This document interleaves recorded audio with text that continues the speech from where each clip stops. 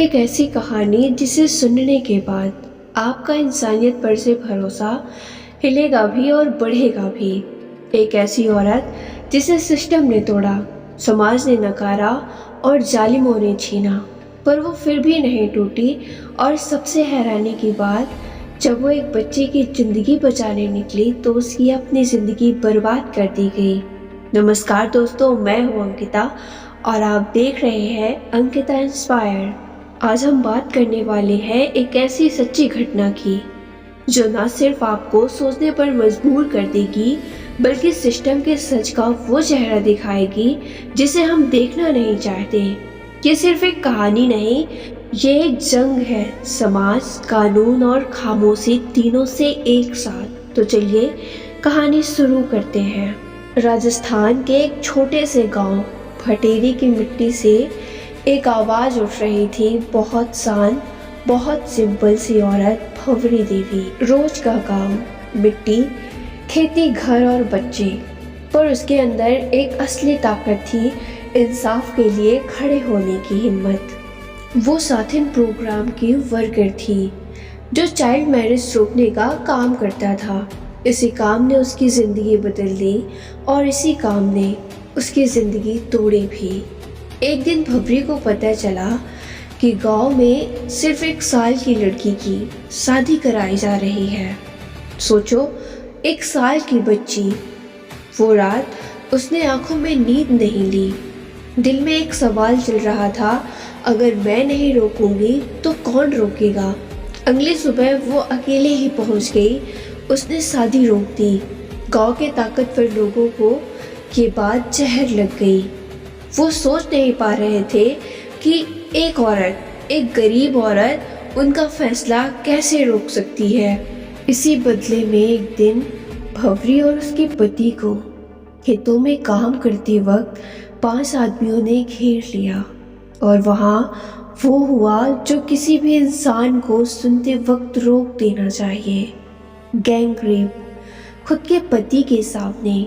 उन आदमियों का कहना था, अब पता चलेगा आज़ादी का क्या दाम होता है। भंवरी देवी टूट सकती थी, चुप भी रह सकती थी, डर के साए में जी भी सकती थी, पर उसने फैसला लिया, मैं लड़ूंगी, चाहे पूरी दुनिया क्यों ना खिलाफ हो जाए। हॉस्पिटल ने केस लेने से मना कर दिया। पुलिस ने रिपोर्ट लिखने में देर लगाई। कोर्ट ने कहा, एक पुरुष अपनी बीवी के सामने रेप नहीं कर सकता। ये लाइन सिर्फ एक औरत की बेइज्जती नहीं, बल्कि पूरे समाज की सोच पर एक तमाचा था। जख्म शरीर पर कम थे, दिल पर ज़्यादा।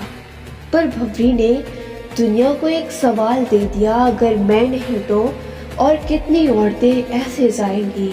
वो हार कर भी जीत का रास्ता खोल रही थी। भंवरी देवी का केस इंटरनेशनल लेवल तक पहुंच गया। औरत की सुरक्षा, वर्क प्लेस, हरासमेंट, डिग्निटी, सब पर नई चर्चा शुरू हुई। और फिर हुआ इंडिया का सबसे important women's safety judgement, Vishakha guideline 1997, जिसके बेसिस पर आज हमारे देश में पॉज एक्ट यानी सेक्सुअल हरासमेंट एक्ट बना। वो गाइडलाइंस, वो कानून एक औरत के जख्म से निकला हुआ इंसाफ था। भंवरी देवी का दर्द दूसरों की जिंदगी की सुरक्षा बन गया। भंवरी देवी आज भी राजस्थान में एक छोटी सी झोपड़ी में रहती है। कोई प्रोटोकॉल नहीं, कोई अवार्ड का तमाशा नहीं, कोई सिक्योरिटी नहीं, पर जब उनसे कोई पूछता है, दीदी आपको डर नहीं लगता, तो वो कहती है, डर से बड़ा दर्द होता है जब आपको सच बोलना हो और दुनिया चुप करा दे। भंवरी देवी टूटी नहीं, वो एक रेवोल्यूशन बन गई। भंवरी देवी हमें ये सिखाती है कि सच के लिए लड़ने वाले कभी अकेले नहीं मरते। उनके कदम उन लोगों के लिए रास्ता बन जाते हैं जो उनके बाद उस रास्ते पर निकलने वाले होते हैं। दोस्तों, इस कहानी से हमें ये सीख मिलती है कि अकेले खड़े रहना भी संघर्ष होता है, पर वही इतिहास बनता है। इंसाफ देर से मिल सकता है, पर आवाज़ कभी जाया नहीं जाती। और समाज तभी बदलता है जब कोई तोड़ देता है चुप रहने की परंपरा। अगर आपको लगता है कि ये कहानी किसी एक औरत की है तो गलत मत समझिएगा। ये हर उस औरत की कहानी है जिसे समाज चुप रहने को कहता है पर वो बोल उठती है।